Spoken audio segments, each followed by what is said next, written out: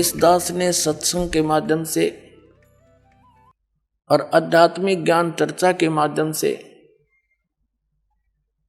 जैसे ये TV channel वाले उन महापुरुषों का भी इंटरव्यू ले आए, जो जितना ज्ञान था उन्हें बोलना था वो बोल दिया। अब पहले जो शास्त्रार्थ होया करते थे वो तरीका व्यर्थ था, गलत था। उसमें क्या होता था कि सब संस्कृत के ज्ञाता होते थे, ब्राह्मण से ही शास्त्रार्थ करता था, श्रोता अशिक्षित होते थे, वो संस्कृत जानते नहीं। जिसने थोड़ी सी भी धारावाहिक संस्कृत बोल दी और श्रोताओं ने उसकी ताली पीट दी, विजयी हो गया, बस ये कोई बात थी। और फिर शास्त्रार्थ वो करेंगे क्या? दोनों अज्ञानी, एक से दो गणा ज्ञानी था वो सिलेक्ट हो जाता। जैसे महर्षि दानंद के साथ महर्षि को अगर कक्का पता नहीं इसने। अब क्या है कि अब परमात्मा ने सबसे पहले अपने को पहचानवाने के लिए आप जी को, इस परमात्मा ने सबसे पहले यह टेक्निक दी, इलेक्ट्रॉनिक मीडिया जिसको बोलते, और ये इंटरनेट सैटेलाइट बना के और ये सारा कुछ व्यवस्था करके प्रोजेक्टर तक की खोज करवाई।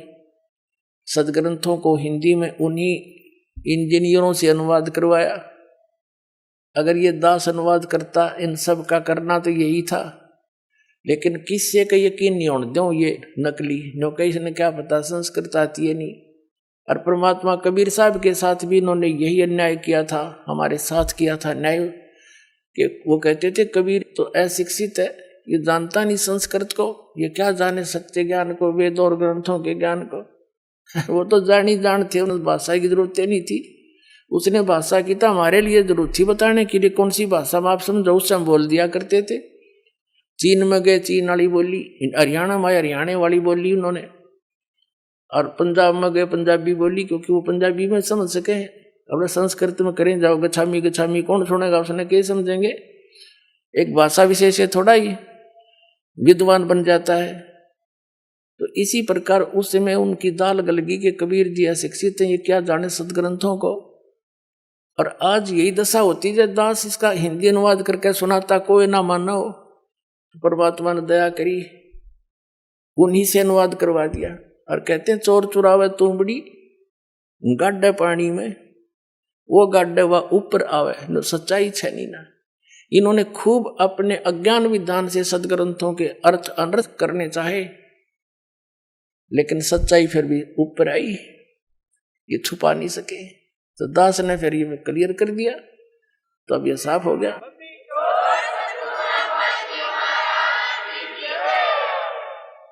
अब ये न्यू और कहने लग गया एक आधा, जो कति फ्यूज फेल हो लिया, जैसे रांजडी वाला मधु परमहंस जी घनी छाती कूटा करता, और न्यू क्या करता, मेरे पास जो वस्तु है इस ब्रह्मांड में नहीं है, और सब भक्ति के चोर हैं बाकी के, उसको छोड़ के पाखंडी है। बताओ, एक भक्त अभी भी 1 महीने से 20 दिन से वो बता रहा था जी, मैं पहले राधा स्वामी पंथ में था, ठाकुर जी महाराज का सीधा चेला था, मैं परिचर था, यानी वक्ता था, उनका सत्संग किया करता था, आदेश दे रखा था मेरे को। और मेरे को ये भी आदेश था, दीक्षा भी दिया करता, मैं नाम देता था। गुरु जी तो थे ठाकुर जी, और नाम दिया करता वो भगत जी। बताओ कोई बात हुई। ऐसे ही ये जो सतपाल जी महाराज हैं, और ये इनके भाई जो बाल योगेश्वर के हैं, जिसने प्रेम रावत अमेरिका रहता है, ये भी ऐसे ही करते हैं। और भी कई ऐसे प्रोसीजर अपना रखा है। नाम तो देगा एक संत बना रखे न, संत जी, और गुरु जी होगा सतपाल जी और ठाकुर जी। वाह रे शेरो, बता फेरे तले होगी राम सिंह ते, और पति होगा श्याम सिंह। कोई बात हो इनकी। तो पुण्यात्मा ये सारा ही ऊट पटांग हो रहा था, इस दास पर दया करी दाता ने।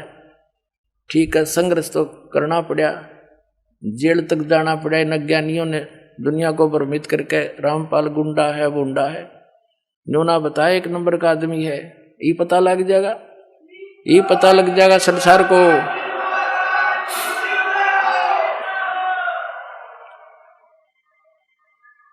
तो इनका वो बता रहा था कि जी मैं वहां से छक लिया, 30 वर्ष रहा मैं वहां पर, 50,000 व्यक्तियों को मैंने वहां दीक्षा दे दी और ठाकुर जी के जोड़ दिए राधा स्वामी वाली। फिर मेरा वहां से मन हट गया किसी बात पे, फिर टीवी देखा, इनका सत्संग सुना श्रीमद परमहंस जी का, अच्छा लगा। कुछ उनसे हटकर बात थी थोड़ी बहुत, नाम नूम दीक्षा दीक्षा वह हूं तो मैंने वहां दीक्षा ले ली। 2 वर्ष से वहां मैं जुड़ा हुआ था श्रीमद परमहंस से, जम्मू वाले से। फिर कुछ दिन के ही बाद आपका सत्संग भी आता था, वो भी सुनने लगा मैं। अब 2 वर्ष से मैं आपका भी सत्संग सुन रहा था और वो अपने सेकंड गुरु जी का भी सुन रहा था, श्रीमद परमहंस जी का।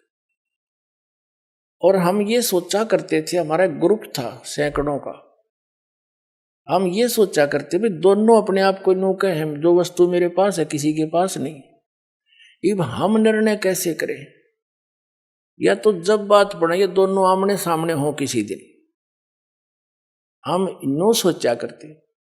10 दिन के बाद वह दया भी होगी, साधना टीवी पर दोनों आमने सामने। और सत्संग जब शुरू हुआ बड़ी खुशी हुई, हमने अगले दिन की दोनों की जो सच्चाई सामने आ जाएगी। मैंने सब जगह फोन लगा दिया, जो श्रीमद परमहंस के मेरे साथी चेले थे,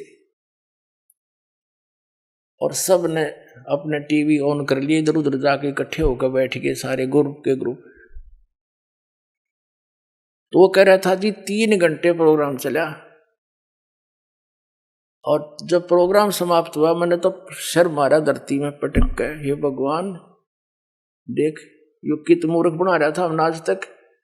फिर लगे मेरे पास फोन आने सब साथियों के, कहने लगा ईब के करें के पायस मधु परमहंस दौरे खाखी कति खोखा।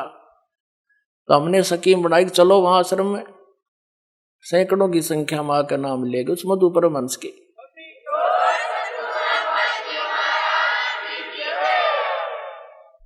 अब वो क्या कहता है कि मैंने आध्यात्मिक ज्ञान चर्चा करी है, को नहीं टीवी पर सत्संग आता है इसका जी जागरण पे, उस पे एक नीचे हेडिंग लिखने लग रहा है,